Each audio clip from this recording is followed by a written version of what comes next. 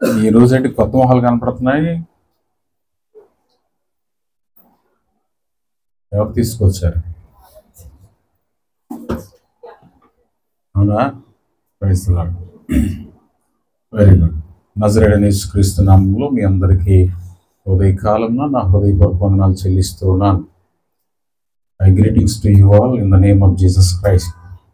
Survey జన సుఖనో భవంతు.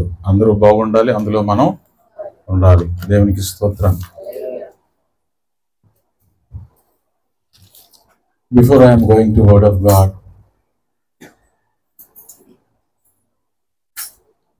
I am something sharing about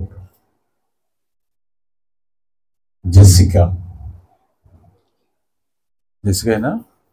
Yeah. Last week, ఒక అమ్మాయి వచ్చింది కదా, ఒక young women came to here. His name is Jessica. ఇప్పుడే కిమ్ తెలియజేశాడు నాకు, ఆలివర్ శామ్.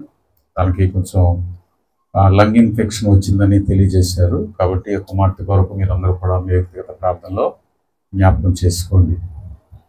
మరి యొక్క లంగ్ ఇన్ఫెక్షన్ అనేటువంటిది ఈ మధ్యకాలంలో ఎక్కువగా వింటూ ఉన్నాం. దగ్గు రావడము, జలుబు రావడము, జ్వరం రావడము, బాడీ పెయిన్స్ కూడా వస్తూ ఉంటాయి. ఇదేంటంటే ఒక విధంగా మనకు last year corona 2019, from 2019 to 24 వచ్చినటువంటి ఆ యొక్క వ్యాధి యొక్క లక్షణములు మరలా తిరిగి ఈ సంవత్సరంలో కూడా మనకు చాలామందికి కనిపించాయి. అయితే మనందరం కూడా కొంచెం శరీరంలో బలం పొందుకున్నాం కాబట్టి తీవ్రమైనటువంటి పరిస్థితికి ఎవరు వెళ్ళిపోలేదు. మరి చాలామంది మన సంఘస్థులు చాలామంది కూడా అలాగే జ్వరాలతో, జలుబుతో, దగ్గుతో బాధపడి మరి కోలుకొని బయటకు వచ్చినటువంటి వారు అనేక మంది ఉన్నారు. సో ఆమె కూడా, ఆ కుమార్తె ఆ యొక్క ఫీవర్కి బలహీనులు అయింది. కాబట్టి మీరందరూ మీ వ్యక్తిగత ప్రార్థనలో, ఉపవాస ప్రార్థనలో మీరందరూ జ్ఞాపకం చేసుకోవాలని మనం చేస్తూ ఉన్నాం. ఈరోజు ఒక ప్రత్యేకమైనటువంటి అంశమును మీ మధ్యలో ఉంచాలని ఆశపడుతూ ఉన్నాను. మొట్టమొదటిగా మనం ఒక దేవుని వాక్యాన్ని మనం చూసుకుందాం. The book of Luke,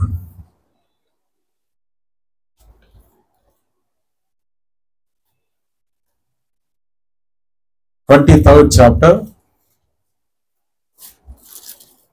42 verses. అందరూ తీయాలి.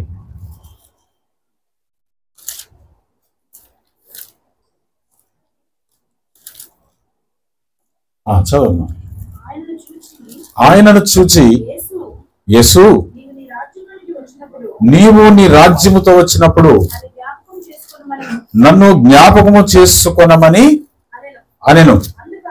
అందుకు ఆయన వానితో,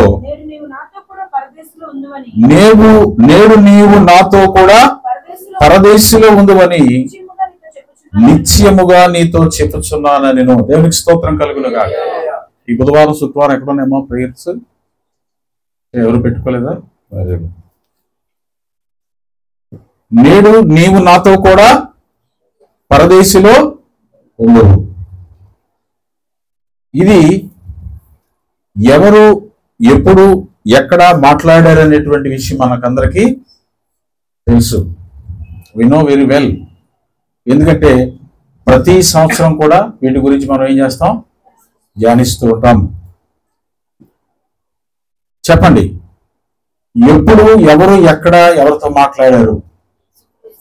యేసుక్రీస్తు వారితో సిలువ వేయబడినటువంటి ఇద్దరు దొంగలలో ఒక దొంగ పలికినటువంటి మాటలు ఏమిటంటే, అయ్యా నీవు నేడు నీవు నీ రాజ్యముతో వచ్చినప్పుడు నన్ను జ్ఞాపకము చేసుకొనుము. దేవునికి స్తోత్రం కలుగునుగా. చూసారా, యేసుక్రీస్తు వారితో కూడా సిలువ వేయబడినటువంటి ఒక వ్యక్తి మాట్లాడుతున్నటువంటి ఒక అద్భుతమైనటువంటి ఒక మాట. బాప్తిసం తీసుకోలేదు, మారుమనసు లేదు, సిలువలో వేలాడబడేంత వరకు ఈజ్ ఎ క్రిమినల్. అతను ఒక ఒక ఖైదీ, ఒక దొంగ శిలువలో వేలాడబడుతూ ఉన్నప్పుడు ఇక తను చనిపోతాడని తెలిసినప్పుడు మాట్లాడినటువంటి ఆ మాట ఏమిటంటే, నీ రాజ్యముతో వచ్చినప్పుడు నీవు నన్ను జ్ఞాపకం చేసుకొనుము. అయితే ఆయన అంటున్నాడు, నేడు నీవు నాతో కూడా పరదేశిలో ఉందువు. ఈ పరదేశం అనేటువంటిది ఎక్కడ ఉంది? ఎందుకు యేసుక్రీస్తు వారు పరదేశిలో ఉండు అని అన్నారు? పరదేశి ఎక్కడ ఉంది?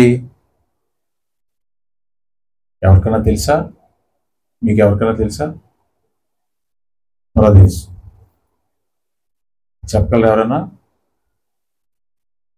చెప్పగలరా? ఎక్కడ ఉంది? ఆకాశంలో ఉందా? భూమి మీద ఉందా? మధ్య ఆకాశంలో ఉందా? మూడో ఆకాశంలో ఉందా? రెండో ఆకాశంలో ఉందా? ఎక్కడుంది? ఆకాశం. Very good. జోసఫ్ అక్కడ చెప్పాడు. ఎక్కడుంది? ఆకాశం. ఇది ఎందుకు ఈ విషయాన్ని మీకు తెలియజేస్తున్నానంటే, మొన్న పాస్టమ్ గారికి నాకు ఒక గొడవ అయింది. భార్య భర్తలకి అందరికి గొడవలు అవుతాయి కదా? అవుతాయా? అవుతాయి సహజంగా. ఏ జాను? దేవుడు అవుతాయి కదా? అవుతాయి అంటున్నాడు దేవుడు కూడా. దేవునికి స్తోత్రం. కాబట్టి ప్రతి ఒక్కరికి కూడా అవుతూనే ఉంటాయి. శాంతారావు గారు చూస్తున్నాం, నన్ను అడగలేదు ఇంకా అని ఏం తమ్ముడు అవుతుందా? ఏమండి భాస్కరరావు గారు? భాస్కరరావు భార్య భర్తలు అవుతాయా గొడవలు? ఒక రోజు స్వాతి అంటుంది, మా నాన్నగా చెరగేసేస్తారని మీరు కాబట్టి ఊరుకున్నాను. దేవునికి స్తోత్రం కలిగింది కాక. నిజమే, భార్య భర్తల మధ్యన గొడవలు ఆడడం చాలా మంది కూడా చూస్తున్నాడు పాపం. తర్వాత అడుగుతాను లాస్ట్ లో నేను. కాబట్టి మా ఇద్దరికి గొడవ ఎవరి కోసం అనుకున్నారు? మీకోసం. మాకు ఎప్పుడైనా గొడవ అయితే మీకోసం అవుతుందండి. మాకు పర్సనల్గా ఏం గొడవలు ఏమి ఉండవు. ఏం గొడవ అంటే, ఎప్పుడు చూసినా ఏరియా కోసం. నా ఇంట్లో శత్రువులు నాకు ఎవరన్నా ఉన్నారంటే ఎవరుంటారు? ఇంట్లో వాళ్ళే ఉంటారు. ఎప్పుడు చూసినా అలా ఏరియా కోసం లేదా దానికోసం దీనికోసం చెప్తారు. కనీసం ఆ పరలోకం ఎక్కడ ఉందో, పరదేశం ఎక్కడ ఉందో, మనం ఎక్కడికి వెళ్తామో ఏంటో చెప్పాలి కదా. నేను వెంటనే గొడవాడాలి కదా. పిల్లలు అంటారు అసలు ఎంతసేపు నవ్వుకొని ఉంటారు, మాట్లాడుకొని ఉంటారు, వాక్యం వినరు, ఏం చెప్పాలనిపిస్తుంది. అందుకే ఏదో ఒకటి చెప్పేసి మమా అనిపించుకుంటాను అని అన్నాను. అందుకే ఈరోజు కొంచెం కొన్ని విషయాలు మీకు తెలియజేయాలని ఆశపడుతున్నాను. ఎందుకంటే కొత్త పిల్లలు కూడా కనపడుతున్నారు కాబట్టి. ఆల్మోస్ట్ అందరూ క్రైస్తవులాగే ఉన్నారు. క్రైస్తవులు అంటే అలా గుర్తుపడతాను చెప్పండి.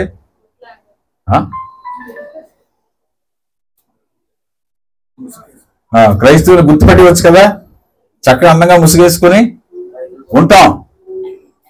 కాబట్టి మనందరం ఇక్కడ కూర్చున్నాం కాబట్టి బైబిల్లో కొన్ని విషయాలు మీకు తెలియజేయాలని ఆశపడుతున్నాను. పరదేశి ఎక్కడ ఉన్నది అనేటువంటి ఒక మంచి విషయాన్ని మీ ముందు ఉంచుతాను. దానిలో ఆత్మీయమైనటువంటి సారాంశమును మనం చూద్దాం. పిల్లరా, యేసుక్రీస్తు వారు ఆ యొక్క దొంగతో కలిపి ఆయన సిలువ వేయబడ్డారు కదండి. ఇద్దరు దొంగలు ఉన్నారు కదా, ఎడమవైపు ఒకరు, కుడివైపున ఒకరు. అయితే ఎడమవైపు ఉన్నటువంటి దొంగ ఏమన్నాడు? నువ్వు రక్షించుకొని మమ్మల్ని కూడా రక్షించు అయ్యా అని యేసు ప్రభువు అంటే, అప్పుడు కుడి పక్కన ఉన్నటువంటి దొంగ ఏమంటున్నాడంటే, మనకైతే ఇది న్యాయము, మనం దొంగలం కాబట్టి, మనము వ్యభిచారులము కాబట్టి, మనం అసహ్యులము కాబట్టి మనకి ఇది న్యాయమే. కానీ ఈయన ఏ పాపము ఎరిగినటువంటి వాడు కదా, ఆయనకి ఎలా సిలువ వేస్తారని అడుగుతూ ఆయన అంటున్నాడు, అయ్యా మరలా చదవండి ఒకసారి. నీవు నీ రాజ్యంలోనికి వచ్చినప్పుడు నన్ను జ్ఞాపకము చేసుకోనమని అనెను. అందుకు వెంటనే యేసుక్రీస్తు వారు ఏమని చెబుతూ ఉన్నారంటే, నీవు నాతో కూడా పరదేశిలో ఉండువు. చూసారా, నిన్ను కూడా నేను జ్ఞాపకం చేసుకుంటాను అంటూ ఉన్నాడు. అయితే పిల్లరా, పరదేశు ఎక్కడ ఉందని మనం అనుకుంటూ ఉంటామంటే సహజంగా తమ్ముడు జోసెఫ్ చెప్పినట్టుగా ఆకాశం మీద ఉంది అనుకుంటాం. కానీ పరదేశి అనేది ఎక్కడ ఉంటుందంటే పాతాళము పక్కన ఉంటుంది. ఎక్కడ ఉంటది? పాతాళము పక్కన. ఇప్పుడు ఎక్కడ ఉందంటే ఆకాశంలో ఉన్నది. చూసారా? ఒకప్పుడు ఎక్కడ ఉంది? పాతాళం పక్కన ఉంది. ఇప్పుడేమో ఆకాశం మీద ఉన్నది. చాలా మందికి దీని మీద తెలియక రకరకాలైనటువంటి విషయాలను తెలియజేస్తూ ఉంటారు. కాబట్టి ఈరోజు దేవుని గ్రంథంలో నుంచి కొన్ని మాటలు మీకు చూపిస్తూ పరదేశు ఎందుకు వెళ్ళింది ఆకాశం మీదకి, అసలు ఎక్కడి నుంచి ఎక్కడికి వెళ్ళింది అనే విషయాలు క్లుప్తంగా కొన్ని వాక్యాలు మీకు చూపించి చెప్పాలని ఆశపడుతున్నాను. మీరు కూడా శ్రద్ధగా విని మరి వాటిని మీరు నోట్ చేసుకొని మీ హృదయంలో దాచుకున్నట్లయితే రేపు ఎప్పుడైనా మీకు మీ ఫ్యూచర్లో అవి ఉపయోగపడడానికి అవకాశం అనేది ఉంటున్నది.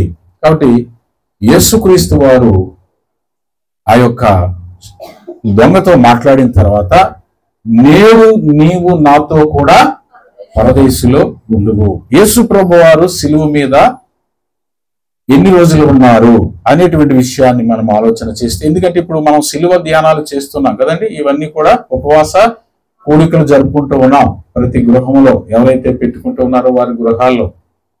కాబట్టి ఈ యొక్క దినములో యేసుక్రీస్తు వారి యొక్క సిలువ మరణమును గూర్చినటువంటి ధ్యానము కూడా మనము చేసినట్లయితే మనకి ఎంతో మంచిది. ఎందుకంటే యేసుక్రీస్తు వారు సర్వమాన పాపముల కొరకు, మానవాళి పాపముల కొరకు ఈ లోకానికి వచ్చి మనుషుల కొరకు తను చనిపోయారు. దేవునికి స్తోత్రం కలుగునుగా. మనందరము కూడా ఒకే మనిషి నుంచి వచ్చినటువంటి మనుషులము, మానవులము, జాతులు. అర్థమైందండి? మనకు పూర్వం తెలుసుగా బాబేలు గోపురం అనే ఒక గోపురము కట్టినప్పుడు దేవుడు భాషలను విడగొట్టి మనుషులను వేరుపరిచాడు. ఆయన ఈ యొక్క భాషలు ఎందుకు వచ్చేలాగా ఎంతమంది భాషలు మాట్లాడుతూ ఉన్నారు? ఇన్ని ఖండాలు, ఇన్ని దేశాలుగా విభజించబడి, ఇన్ని రాష్ట్రాలుగా, ఇన్ని దేశాలుగా, ఇన్ని పట్టణాలుగా విభజించబడి రకరకమైనటువంటి భాషలు మాట్లాడుతూ ఉన్నటువంటి వీరందరూ కూడా ఎక్కడి నుంచి వచ్చారంటే, దేవుడు ఆనాడు బాబేలు గోపురం అనే ఒక గోపురము కడుతూ ఉంటే వారిని ఏం చేశాడంటే, మీరు ఇక్కడ ఉండడానికి వీలు లేదని చెప్పి వారి యొక్క భాషలను తారుమారు చేసేసి ఒకే భాష మాట్లాడుతున్నటువంటి వారికి రకరకములైనటువంటి భాషలను వారిలోని పుట్టించి ఆయన ఏం చేశాడంటే అక్కడి నుంచి వారందరినీ కూడా పంపివేశాడు. అలాగ వచ్చినటువంటి వారమే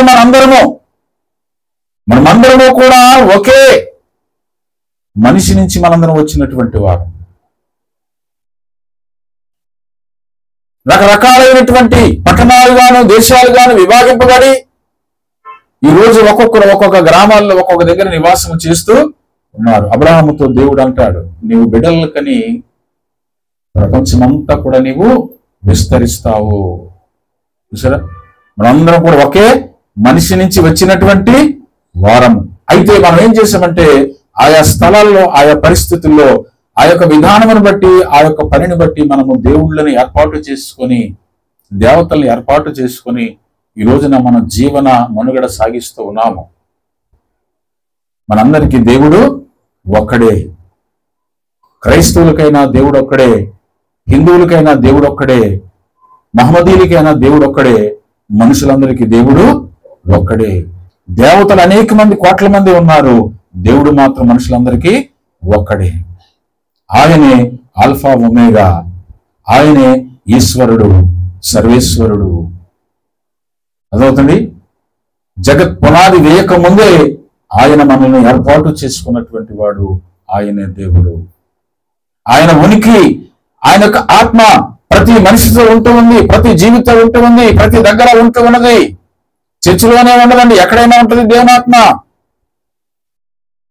ఎక్కడ 2-3 కూడి నా నామం పేట ఉందరో వారి మధ్యలో నేను ఉంటాను. ఎందుకు మనము చర్చిలో సంఘముగా కూడుకుంటున్నామంటే మనందరం కలిసి ఒకే వాక్యమును వింటూ ఇంకా ఆయన యొక్క మార్గాల్లో నడవడానికి, మన మార్గాలను సరి చేసుకోవడానికి, మన జీవితాన్ని సరి చేసుకోవడానికి ఇలాగ మందిరాల్లో మనం కలుస్తూ దేవుని మాటలు వింటూ ఉంటాం. దేవునికి స్తోత్రం కలుగును గాక.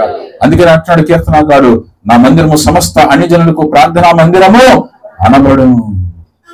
మరొక మాట అంటాడు, నేను దేవుని మందిరికి వెళుదునని జనులు నాతో అనినప్పుడు నాకు బహు.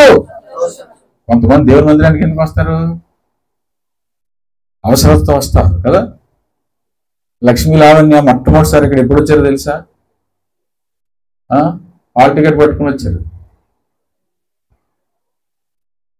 వచ్చారు, వాళ్ళ ఫ్రెండ్స్ కూడా తీసుకొచ్చారు. మంచిదే, యేసు ప్రభు వారి దగ్గరికి వస్తే దేవుడు మనకు సహాయము చేస్తారు. నాకు కూడా సహాయం చేశారు.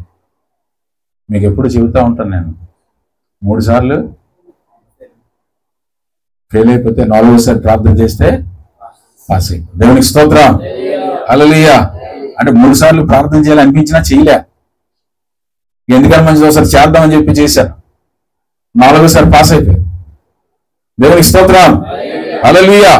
కాబట్టి అవసరత కొరకు, లేదంటే ఏదో కోరిక కొరకు, లేదంటే ఏదో ఒక సమస్య కొరకు మనం దేవుని దగ్గరికి వస్తుంటాం. మంచిది, ఆయన మందిరముకు వస్తే చాలా మంచిది. యెహోవా మందిరమునకు వెళ్ళుదుమని జనులు నాతో అనినప్పుడు నాకు బహు సంతోషము.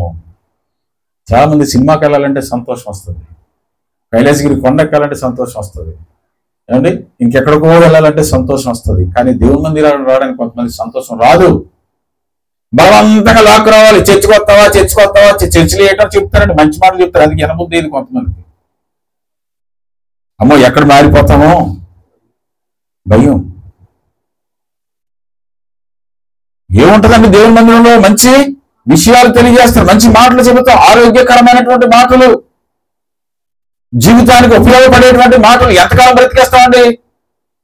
చెప్పాను కదా మీకు, జన్మదినము మరణదినం మధ్యలో ఏ గీత ఉంటుంది? చిన్న గీత. అదే మన జీవితం. ఏమి తెచ్చుకొని ఏమి తీసుకొని వీళ్ళకి ఆ గీత ఒకటే మిగులుతుంది లాస్ట్కి. నేను ఎప్పుడు కూడా ఆ సమాధుల దగ్గరికి వెళ్ళినప్పుడు ముందు గీత చూస్తాను. ముందు గీతే. ఒక ఆయన కమిషనర్ గారు చనిపోయారు, చాలా చిన్న వయసులో చనిపోయాడు. ఆయన గీత చాలా చిన్నది ఉంటుంది. అంతేనండి మన జీవితం, మన బ్రతుకంతే.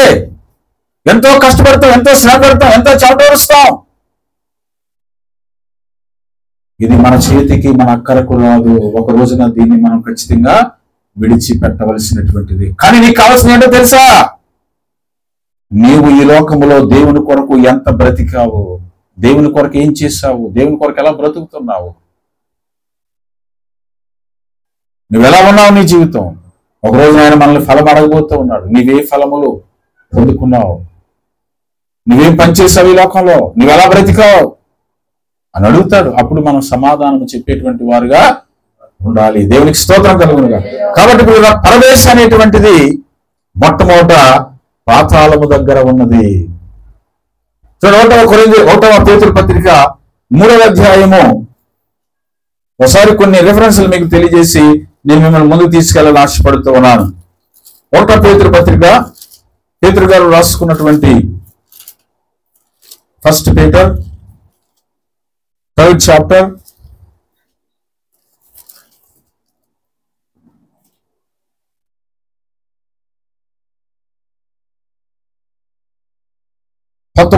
వచనము.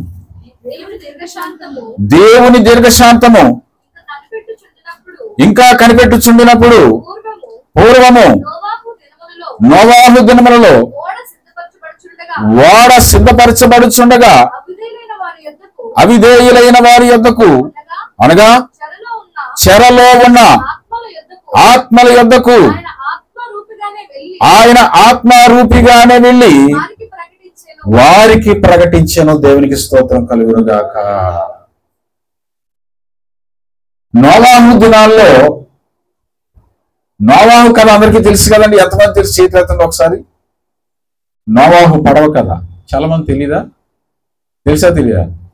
తెలిసైతే చేతులెత్తని, తెలియకపోతే నేను చెప్పేస్తాను. నోవాహు దినాల్లో ఏం జరిగిందంటే, దేవుడు నోవాహు నీతిమంతుడు. ఆ దినాల్లో నీతిమంతుడు ఒకడు ఉన్నాడట, ఆయన పేరు నోవాహు. ఆయనతో దేవుడు చెబుతాడు, అయ్యా మీ ఊరిలో ఉన్న వాళ్ళందరూ కూడా పాపము చేసి అతిక్రమముగా జీవిస్తూ ఉన్నారు. కాబట్టి నేను ఆకాశములో నుంచి మహా ప్రచండమైనటువంటి వర్షాన్ని కురిపిస్తాను 40 దినాలు. కాబట్టి ఈ 40 దినాలు వర్షం పడినప్పుడు మొత్తం మీ ఊరంతా మునిగిపోతుంది. నువ్వేం చేయాలంటే ఒక ఓడను, ఒక పడవను తయారు చేసుకుని ఆ పడవలోకి నీవు నీ కుటుంబము వెళ్ళిపోవాలి అని దేవుడు నోవాహుతో చెప్పినప్పుడు నోవాహు ప్రజలకు చెబుతాడు, అయ్యా మీరు మారు మనసు పొందండి, రక్షణ పొందండి, మంచిగా జీవించండి, నిజాన్ని తెలుసుకోండి, సత్యాన్ని ఎరగండి అని చెప్పినప్పుడు చాలా మంది వినరు. వారికి నచ్చినట్లుగా వారు ప్రవర్తిస్తూ వారి ఇష్టానుసారంగా వారు బ్రతుకుతూ ఉంటే నోవాహు చెప్పి చెప్పి చెప్పి విసుకుపోయి విడిచిపెట్టేసి ఒక పడవను తయారు చేసుకొని ఆ వాడలోనికి నోవాహు కుటుంబము కొన్ని జంతువులను కూడా అందులోకి తీసుకొని వారు పెంచుకున్నటువంటి జంతువులను తీసుకొని వెళ్ళిపోతారు, పశువులను తీసుకొని వెళ్ళిపోతారు. వెళ్ళిపోయినప్పుడు చాలా పెద్ద వర్షం పడుతుంది. 40 దినాలు వర్షం పడితే మొత్తం ఊరంతా మునిగిపోయి వారందరూ కూడా ఏమవుతారు? నీటి సమాధి అయిపోతారు. దేవునికి స్తోత్రం కలుగుతుంది. నీటి సమాధి అయిపోయి మొత్తానికి నోవాహు వారి కుటుంబము రక్షించబడతారు. మరి చనిపోయిన వాళ్ళందరూ ఎక్కడికి వెళ్ళిపోతారు? ఎక్కడికి వెళ్ళిపోతారండి? ఆ యొక్క పాతాళములోనికి వెళ్ళిపోతారు. ఆ తరువాత మరి దేవుణ్ణి నమ్మినటువంటి వారు, దేవుని గురించి తెలుసుకున్నటువంటి వారు ఎక్కడికి వెళ్తారంటే పరదేశంలో కొంతమంది దాచిపెట్టబడతారు. ఇప్పుడు మనల్ని ఎవరైనా రక్షించబడలేని వాళ్ళు ఉన్నారండి. బాప్తిజం తీసుకోవాలి, రక్షించబడలేదు. భాస్కరరావు గారు ఉన్నారు అనుకున్నాం, చల్లగా ఉంది కదా, కొంచెం నిద్ర వస్తున్నట్టు ఉంది అండి. ఉన్నారు అనుకుందాం. ఆయన ఇప్పుడు ఏమన్నారు? వాక్యం వింటున్నారు కదా. ఏమంటున్నారు? వాక్యం. ఆయన ఇంకా రక్షించబడలేదు. మీలో కూడా కొంతమంది రక్షించబడలేదు, బాప్తిజం తీసుకోలేదు. అలాంటి వారు కూడా దినాల్లో ఉన్నారు. దేవుని మాటను నమ్మి విశ్వసించిన వారు కూడా ఉన్నారు. వారు కూడా చెరలోనికి తీసుకుని వెళ్ళిపోయారనమాట. అంటే ఆ పాతాళంలోనికి వారు వెళ్ళిపోయారు. ఆ మాట అక్కడ పేతురు గారు గుర్తు చేస్తూ ఇప్పుడు మీకు అర్థమవుతుంది. చూడండి, చదువు మరలా ఒకసారి. దీర్ఘశాంతము ఇంకా కనిపెట్టుచుండినప్పుడు పూర్వము నోవాహు దినములలో ఓడ సిద్ధపరచబడుచుండగా అవిధేయులైన వారి యొద్దకు, అనగా చెరలో ఉన్న ఆత్మల యొద్దకు ఆయన ఆత్మరూపుగానే వెళ్ళి వారికి ప్రకటించను. దేవునికి స్తోత్రం కలుగు. ఎవరికి? చెప్పండి, ఎవరికి? ఎవరైతే ఆ రోజు దేవుణ్ణి అంగీకరించలేదో, విన్నారు కానీ రక్షించబడలేదు, వాడలోనికి రాలేదు. ఈరోజు దేవుడి సేవకుగా నీకు తెలియచేస్తున్నాను, నీవు బాప్తిసం తీసుకోలేదని, ఏమండి నీటిలో మొలగలేదని, దేవుని ఆత్మను పొందుకోలేదని నీవు చింతించవలసిన పని లేదు. నిన్ను కూడా దేవుడు జ్ఞాపకం చేసుకుంటాడు. దేవునికి స్తోత్రం కలుగునుగాక. ఎందుకంటే సిలువలో వేలాడుతున్నటువంటి దొంగను జ్ఞాపకం చేసుకుంటున్నట్లుగా నిన్ను కూడా జ్ఞాపకం చేసుకుంటాడు. ఆ రోజున వారిని జ్ఞాపకం చేసుకున్నాడు. వారికి ఏం చేశాడట? ఆయన ఏం చేశాడమ్మా? ప్రకటించెను. ఏం ప్రకటించాడు? ఇప్పటికైనా మీరు మార్పు చెందండి, నేనెవరినో తెలుసా? నజరేయుడైన యేసు క్రీస్తును. ఆ రోజు నోవాహు మీకు తెలియచేశాడు కదా, దేవుడు మిమ్మల్ని మారమని చెబుతూ ఉన్నాడు, రక్షణ పొందమని చెబుతున్నాడు, మంచి మార్గంలో నడవమని చెబుతున్నాడు, నిజమైన దేవుణ్ణి తెలుసుకోమని చెబుతున్నాడు, నిజమైనటువంటి మార్గంలో మిమ్మల్ని వెళ్ళమని చెప్పాడు కదా. మీరు నడవలేకపోయారు, ఇప్పటికైనా మీ జీవితాలు మీరు ఏం చేయండి? మార్చుకోనండి అని వెళ్ళి ఆయన ప్రకటన చేశారట. ఎవరు? యేసుక్రీస్తు వారు. నేను చెబుతూ ఉన్నాను, యేసుక్రీస్తు వారితో దొంగ కూడా ప్రకటించుటకు వెళ్ళాను. దేవునికి స్తోత్రం కలుగు. ఎవరు లేరు? దొంగ. యేసుక్రీస్తు వారు చనిపోయిన తర్వాత ఆయన ఎక్కడికి వెళ్ళారట? పాతాళములోనికి వెళ్ళాను.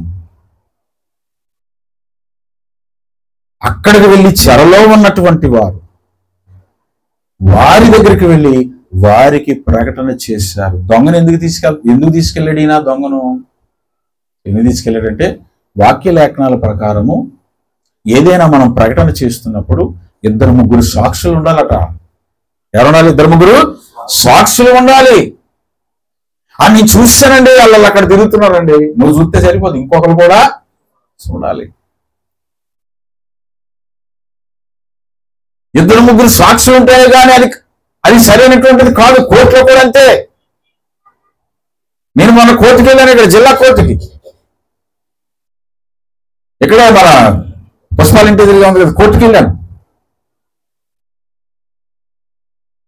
ఒక ఆయన ఏదో చీటింగ్ కేసు పెట్టాడట పాపం. ఒక వ్యక్తికి డబ్బులు ఇచ్చాడట, అప్పు ఇచ్చాడట వడ్డీకి.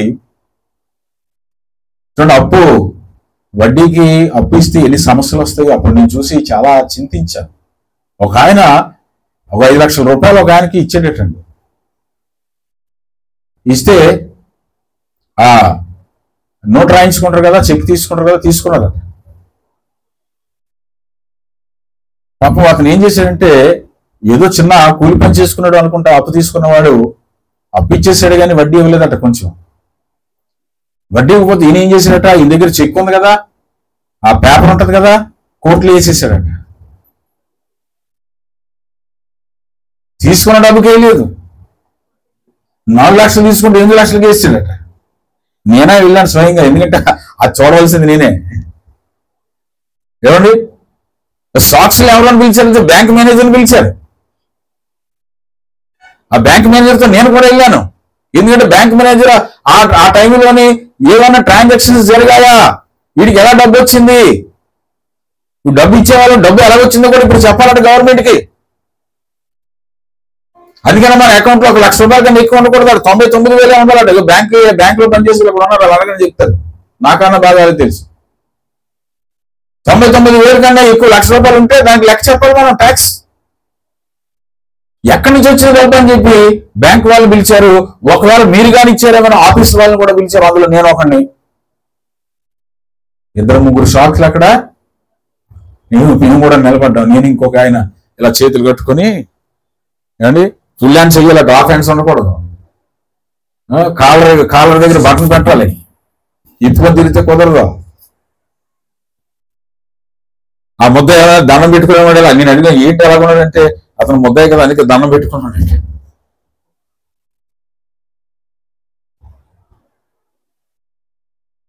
2-3 సాక్షులు ఖచ్చితంగా ఉండాలి.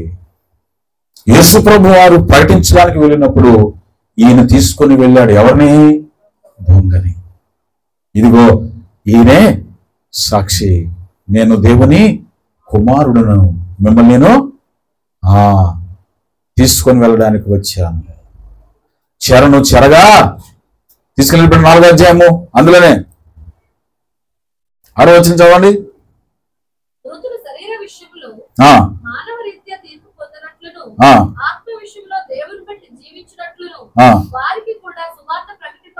వారికి కూడా ఏం ప్రకటించారట? సువార్త. ఆత్మలకు కూడా ఏం ప్రకటించారట? సువార్త ప్రకటించారు. ఎందుకు? ఆ ముందు మాట్లాడినాడు కదా, తీర్పు మృతుల శరీరముల విషయంలో, మానవ రీత్యా తీర్పు పొందినట్లును, ఆత్మ విషయంలో దేవుని బట్టి జీవించినట్లును. నీవెలా బ్రతుకుతున్నావు? నీవు సేవ ఎలా చేస్తున్నావు? నువ్వు పరిచయం ఎలా చేస్తున్నావు? నీ యథార్థంగా చేస్తున్నావా? అడుగుతాడు దేవుడు. దేవుడు, నీ పరిచర్య ఎలా ఉంది? చాలా నీ పరిచర్య ఎలా ఉంది? తమ్ముడు, నీ పరిచర్య ఎలా ఉంది? మీరేం చేస్తున్నారు మీ పరిచర్య? ఆయన ప్రతి ఒక్కరిని అడుగుతాడు. అడిగి వారు చేసిన పనిని బట్టి వారికి ఆయన ఏమిస్తాడు? బహుమతులు, ప్రతిఫలం ఇచ్చును. దేవునికి స్తోత్రం కలుగును గాక. ప్రతి ఆత్మకి కూడా ఇప్పుడు ఇక్కడ ఏం ప్రకటించబడుతుంది? సువార్త ప్రకటించబడుతుంది. చూసారా, మనము మరణించినను మనం రక్షించడానికి మన ప్రభు అయిన యేసుక్రీస్తు వారు మన కొరకు తన్ను తానే బలిగా అర్పించుకున్నారు. అలాగా ఆయన ఎక్కడికి వెళ్ళిపోయారు? ఆ యొక్క చెరలోనికి వెళ్ళారు. అక్కడ ఉంది పరదేశు. ఉందా? మీకు ఇంకా పరదేశి అర్థం కావట్లేదు అక్కడ ఉందనంటే మీకు ఇంకో వాక్యం కూడా చూపిస్తాను. మీకు అందరికీ తెలుసు. 1వ సమూయేలు గ్రంథం నుంచి 28వ అధ్యాయము అక్కడ సౌలు దేవునికి వ్యతిరేకంగా నిలిచినప్పుడు ఒక మాంత్రికురాల్ని పిలుస్తారు కదా. 10వ వచనం ఒకసారి చదవండి. అందుకు సౌలు యెహోవా జీవముతోడు రాదని ప్రమాణము చేయగా ఆ స్త్రీ నీతో మాట్లాడుటకై నీవు ఎవరిని రప్పింపవలనని నీవు కోరుచున్నావు? అతడు సమూయేలును రప్పింపమనెను. ఆ స్త్రీ సమూయేలును చూచినప్పుడు బిగ్గరగా కేకలు వేసి, నీవు సౌలువే, నీవు నన్నెందుకు మోసపుచ్చితివని సౌలుతో చెప్పగా, రాజు నీవు భయపడవద్దు, నీకేమి కనబడినదని ఆమెను అడుగగా, ఆమె దేవతలలో ఒకడు ఎక్కడి నుంచి భూమిలో నుంచి. దేవుని స్తోత్రం చెప్పండి. హల్లెలూయా. ఈ నీతిమంతుల ఆత్మలు ఎక్కడున్నాయి? భూమిలో ఉన్నాయి. ఎక్కడున్నాయి? భూమిలో ఉన్నాయి. సౌలుని పిలవమని చెప్పాడు ఆ యొక్క మాంత్రికురాలికి. ఎందుకంటే దేవుని దగ్గర నుంచి ఉత్తరం రాలేదు, దేవుని దగ్గర నుంచి వాగ్దానం రాలేదు. సౌలు దేవునికి అవిధేయుడైపోయాడు. సౌలు దేవునికి వ్యతిరేకంగా ఉన్నాడు. అప్పుడు ఎక్కడికి వెళ్ళాడంటే మంత్రాల దగ్గరికి వెళ్ళాడు, మాంత్రికుల దగ్గరికి వెళ్ళాడు. వాళ్ళు చెబుతూ ఉన్నారు, ఇదిగో దేవతలలో నుంచి ఒకడు పైకి వస్తూ ఉన్నాడు. ఎలా ఉన్నాడు? చదవమా. ఏ రూపంలో ఉన్నాడు అని అడుగగా, దుప్పటి కప్పుకొని ముసలివాడొకడు పైకి వచ్చుచున్నాడని సౌలు అతడు సమూయేలును తెలుసుకుని సాగిలపడి నమస్కారం చేసిన దేవునికి స్తోత్రం కలుగునుగాక. అంతకు ముందే 3వ వచనంలో ఉంటది, సౌలు చనిపోయిన తర్వాత పితరులతో కూడా అక్కడ ఏం చేయబడ్డట? రామాలో పాతి పెట్టబడెను. సమూయేలు ఎక్కడి నుంచి వచ్చాడు ఇప్పుడు? సమూయేలు ఎక్కడ ఉంది ఇప్పుడు? పరదేశం భూమిలో ఉంది. మరొక విషయాన్ని మీకు గుర్తు చేస్తాను చూడండి. ఒక లాజరు, ఒక ధనవంతుడు, ఒక దరిద్రుడు ఉంటారు కదా, ఉంటారా?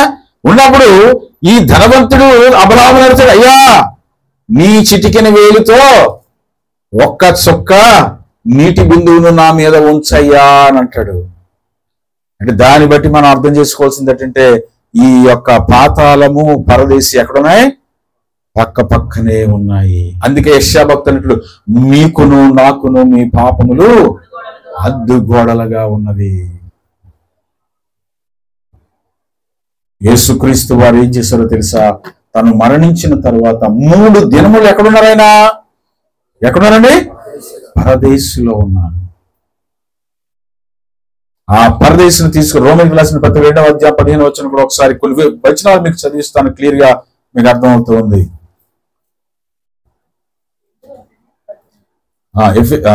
2:15.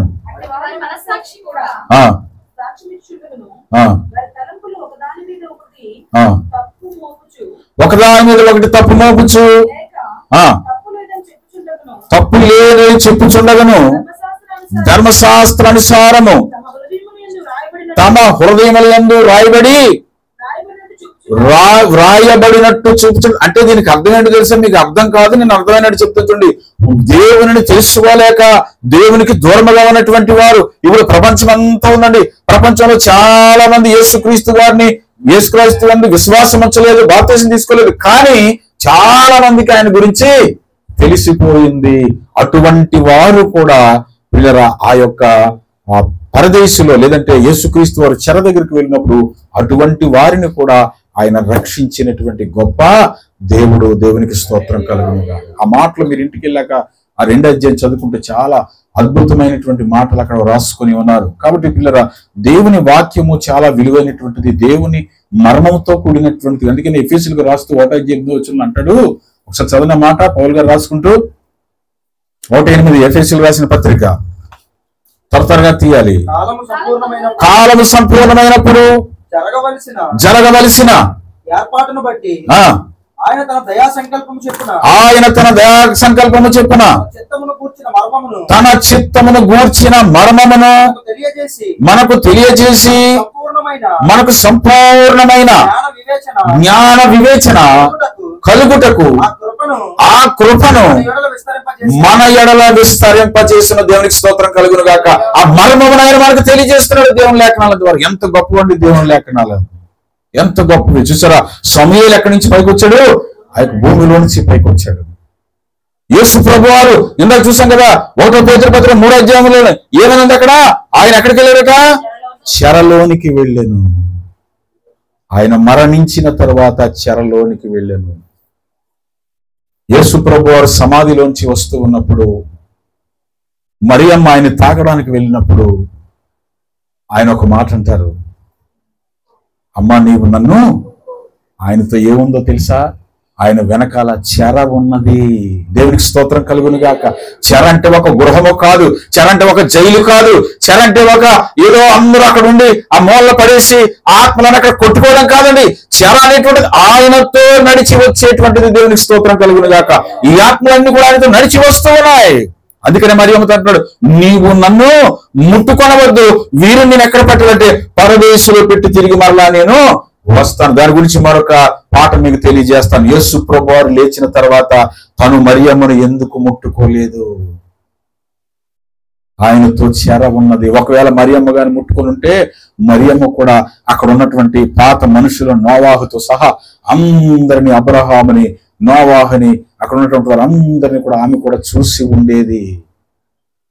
అందుకే యేసు ప్రభు వారు అక్కడ ఆమెకు అవకాశం ఇవ్వలేదు, ఇవ్వకూడదు కాబట్టి. దేవునికి స్తోత్రం కలుగును గాక. పౌలు గారు ఇది ఒక గొప్ప మర్మమై ఉన్నది, ఇది గొప్ప మర్మమై ఉన్నది. అందుకనే ఆయన ఏం చేశాడు తెలుసా? తను తాను ఆ చెరగా ఎవరెవరిని తీసుకెళ్ళిపోయినప్పుడు అందులో వారితో పాటు ఎవరున్నారమ్మా? దొంగ కూడా ఉన్నాడు. ఎంత గొప్ప సన్నివేశం అండి యేసుక్రీస్తు వారి జీవితంలో జరిగినది. మనుషుల కొరకు తను చేసిన గొప్ప కార్యములు.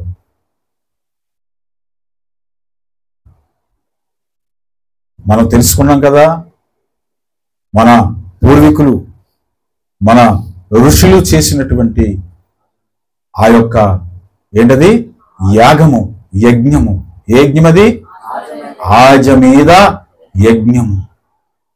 అదే ఈనాటి భారతదేశంలో ఉన్నటువంటి హిందువులకు ఆధారం ఏంటో తెలుసా? యాజమేద యజ్ఞము. ఆ యజ్ఞము చేసి అలాగనే యేసుక్రీస్తు వారు కూడా ఈ లోకానికి వచ్చి మనుషుల కొరకు తను ఏమైపోతారు? బలి అయిపోతారు. దేవునికి స్తోత్రం. యేసుక్రీస్తు వారు ఒక ప్రత్యేకమైనటువంటి వాడు. ఆయన మనుషులను రక్షించుటకు, పాపముల నుంచి విడిపించుటకు ఒక బలి పశువుగా ఈ లోకానికి వచ్చి మనుషులందరి కొరకు ఒకేసారి ఆయన బలి అయిపోయినటువంటి గొప్ప బలి పశువు. ఎఫెసీయులకు రాసిన పత్రిక 4వ అధ్యాయం 8, 9 వచనాలు చదువుతాను. ఇంకొక వచనం చెప్పి నేను ముగించేస్తాను.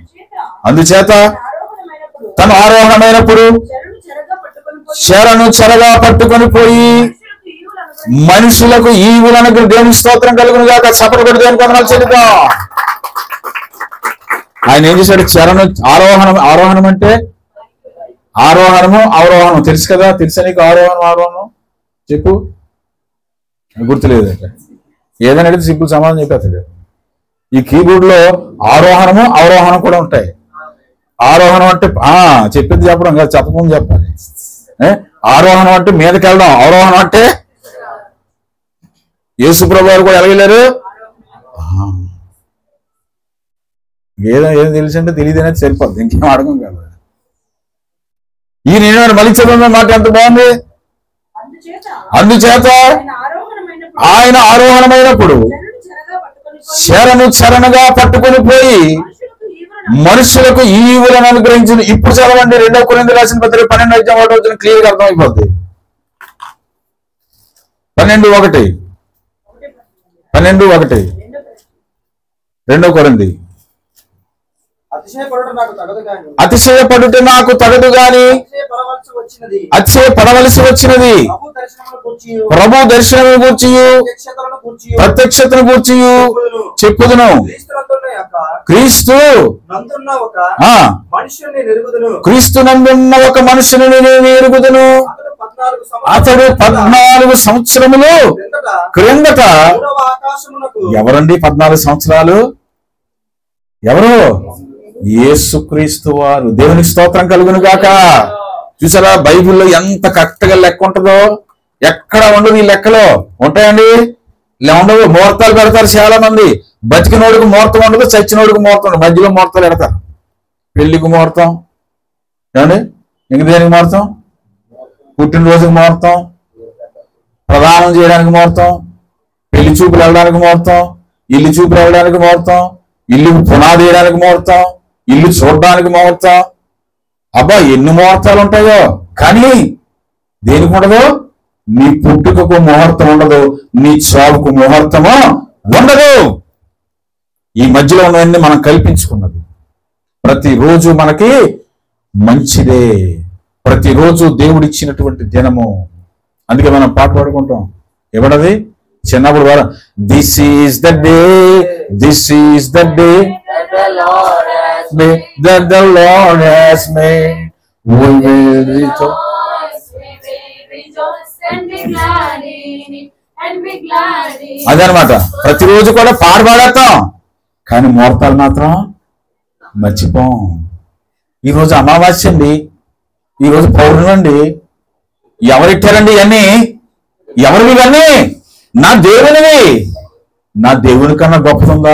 నువ్వు అయ్యి చూస్తున్నావు కాబట్టి నిండా మునిగిపోతూ ఉన్నావు. అర్థమవుతుందా? మనకు అవేమి లేదు. ప్రతి దినము మంచిదే, ప్రతి దినము మంచిదే, ప్రతి దినము మంచిదే. శుక్రవారం ఎక్కడి నుంచి వచ్చింది? లక్షవారం ఎక్కడి నుంచి వచ్చింది? శనివారం ఎక్కడి నుంచి వచ్చింది? శనివారం ఏంటి తినమండి, శుక్రవారం లక్షవారం డబ్బులు ఇవ్వండి, తీసుకోమండి. ఎక్కడి నుంచి వచ్చాయండి ఇవన్నీ? హాస్పిటల్కి వెళ్తే శుక్రవారం లేదు శనివారం ఎప్పుడైనా డబ్బులు నువ్వు ఇవి చెప్పండిరా. హాస్పిటల్కి వెళ్ళారండి, అమ్మ నీ శుక్రవారం నేను బాబు నాకు మందు ఎక్కించకండి అంటే ఊరుకుంటుందా శరీరం? చచ్చిపోతావు. శుక్రవారం అయినా నువ్వు డబ్బులు ఇవ్వాలి, శనివారం అయినా ఇవ్వాలి, లక్షవారం అయినా ఇవ్వాలి. అవివేకం అండి ఇదంతా, జ్ఞానము లేనటువంటి మాట. ప్రభువారు ప్రతి దినము మంచి దినము. ఆయన చేసిన దినములన్నీ కూడా ఎలాంటివట? మంచి దినం. ఇవన్నీ మనం కల్పించుకున్నాం. ఈయన ఏం చేశాడు? చదవమ్మా, ఎక్కడాగా అక్కడి నుంచి చదవండి. క్రీస్తునందున్న ఒక మనుషుని నేర్పదును, అతడు 14 సంవత్సరాల ముందు నాకు అతను తెలుసు, సుపరిచితుడు.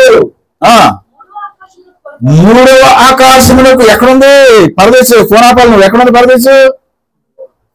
ఏ ఆకాశం? 3వ ఆకాశం. నువ్వే కదా చెప్పు ఆకాశం ఉందని. అందుకే నేను అడుగుతున్నాను, ఎక్కడ తీసుకెళ్ళిపోయి ఇప్పుడు ఇచ్చారని? ఎక్కడుండేది ఇచ్చారా? ఇప్పుడు మీకు అందరికీ తెలిసిపోయిందా పరదేశం ఎక్కడుందో, ఎక్కడుండేది, ఎక్కడికి వెళ్ళిందో? తెలిసిందమ్మా? దేవునికి స్తోత్రం చెప్పండి.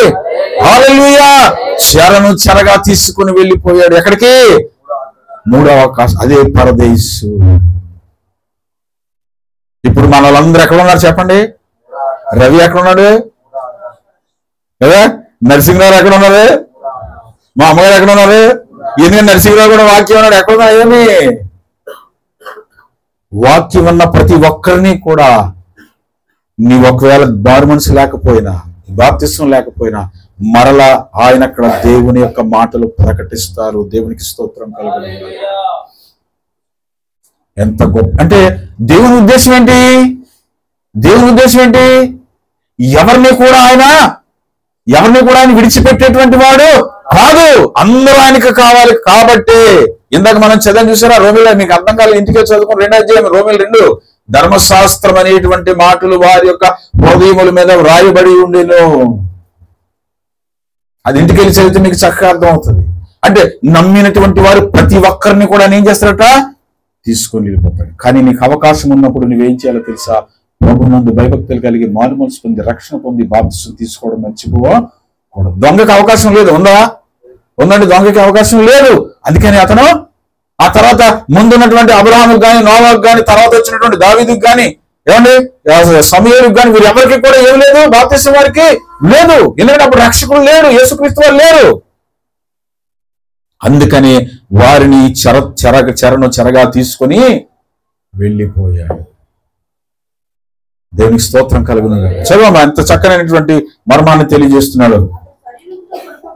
అతడు శరీరముతో కనిపోబడిను, శరీరము లేక కొనిపోబడిను, నేను ఎరుగను, అది దేవునికే తెలియను. అట్టి మనిషిని నెరుగుదును, అతడు పరదేశంలోనికి కొనిపోబడి. దేవునికి స్తోత్రం కలుగును గాక. ఇది ఎవరికి కలిగినటువంటి దర్శనం తెలుసండి? పౌలు గారికి కలిగినటువంటి దర్శనం. పౌలు గారికి కలిగినటువంటి దర్శనం. ఎక్కడికి వెళ్ళిపోయాడైనా? పరదేశికి వెళ్ళిపోయి ఏం మాట్లాడుతున్నాడు? వసింప సత్యము కాని మాటలు వినేను. ఆ మాటలు చదవమ్మా, ఆ మాటలు మనుషులు పలకకూడదు. అతడు శరీరంతో కొనిపోబడిను, శరీరము లేక కొనిపోబడిను, నేను ఎరుగను, ఇది దేవునికే తెలియను. దేవునికి స్తోత్రం కలుగును గాక. ఇప్పుడు అర్థమైపోయిందండి. పరదేశం ఎక్కడ ఉంది చెప్పండి? మూడాకాశం. ఎక్కడ ఉండేదమ్మా? పాతాళం పక్కనే ఉండేది. పాతాళం ఎక్కడ ఉందని మనకు తెలుసు, భూమి యొక్క అగాధ స్థలం. మీకు ఎవరికైనా పాతాళం చూడాలని ఉందా? చూడాలని ఉంటే లోపలికి తవ్వండి. బాగా తవ్వితే లోపల నుంచి ఏమొస్తుంది? అగ్ని వస్తుంది, అరుపులు వస్తాయి. తవ్వగలిగితే ఆల్రెడీ తవ్వారట, రష్యాలోనే ఎక్కడో తవ్వారట. చూద్దాం అసలు ఎక్కడుందా అని. తవ్వితే లోపల నుంచి అరుపులు వస్తున్నాయట, అగ్ని వస్తూ ఉంది. దేవునికి స్తోత్రం. ఎక్కడమ్మా? ఎక్కడదా?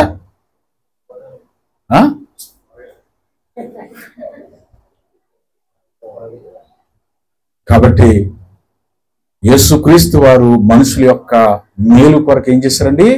తన్ను తాను బలిగా అర్పించుకొని మనుషుల కొరకు తన ప్రాణమును పెట్టాడు. ఇక్కడ కూర్చున్నటువంటి నీవు కూడా ఈ విన్నటువంటి విలువైనటువంటి మాటలు విన్నావు కదా, నీవు కూడా యేసు ప్రభు యందు విశ్వాసం ఉంచు.